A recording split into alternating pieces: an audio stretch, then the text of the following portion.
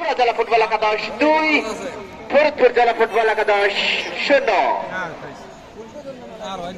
ওরা কিন্তু বল বেশি খাটিয়ে খেলতে আর পারবেন না, এরা বেশি শিখতেছে না। এদের পাস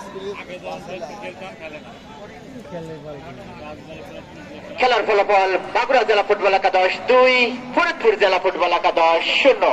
এই যখন খেলার ফলাফল আবারও ধারাভাষ্যে আসছেন মোহাম্মদ ফজরুল ইসলাম। ধন্যবাদ ধন্য রনি, চমৎকার বলেছ এবং তোমার এই ধারাবিবরণী সময়কালের মধ্যেই গোল হয়েছে, তুমি গোল উদযাপন করেছো, ধন্যবাদ। এই মুহূর্তে 2-0 গোলে এগিয়ে মাগুরা ফুটবল একাদশ। খেলায় ফেরার চেষ্টা ফরিদপুর বাড়িয়েছেন, কিন্তু শেষ পর্যন্ত 6 নম্বর খেলোয়াড় সোহান রাখতে পারে নাই।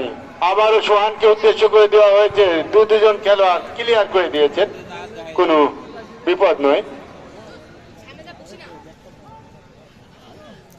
আশরাফুল এবং ইব্রাহিমের কাঁধে কিন্তু এখন বড় বোঝা, এই গোল ব্যবধান কমানো বা জেতার জন্য তাদের 3টি গোল করতে হবে, আর ড্র করতে হলে 2টি গোল করতে হবে। অনেক বড় বোঝা কাঁধে নিয়ে আশরাফুল এবং ইব্রাহিম খেলে যাচ্ছেন। অন্যদিকে মাগুরা তাদের গোল ব্যবধান বাড়ানোর জন্য চেষ্টা করেন। ইতিমধ্যেই রেফারির বাঁশি কিটন জানিয়ে দিলেন এটা অবৈধভাবে বাধা।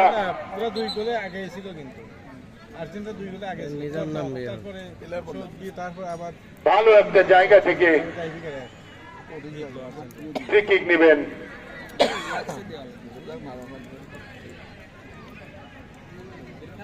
ডিফেন্স বাড়াইলো, ডিফেন্স খেলে। ফরিদপুর ফুটবল একাদশের জেলা ফুটবল একাদশের পক্ষে দেখা যাক, প্রস্তুত বিপ্লব ইব্রাহিম শেষ পর্যন্ত